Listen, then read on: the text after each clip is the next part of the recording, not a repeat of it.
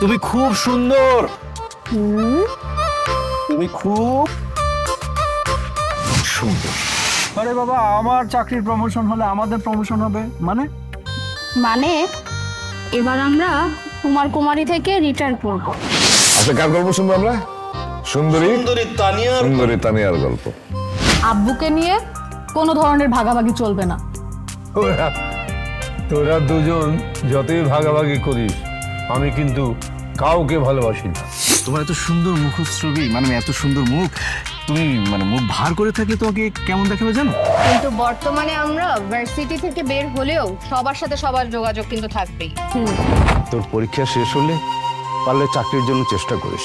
মুশকিল হলেও আমার ছেলে আসান করে ছাড়বে।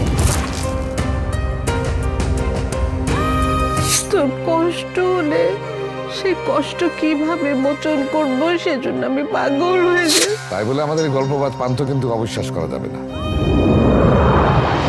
চলে গেল। তানিয়ার সাথে কথা বলে ওর সব অভিমান আমি ভাঙিয়ে দেব। আধার না হলে কি জোনাকের অস্তিত্ব বোঝা যায়? আধার না হলে। এই সপ্তাহের নাটক একটি অকারণ গল্প। গল্প কায়সার খসরু, রচনা আব্দুল আজিজ, প্রযোজনা মোহাম্মদ তানভীর আহমেদ খান। দেখবেন 22 নভেম্বর শনিবার রাত 9টায়। এই তো চাই আমি।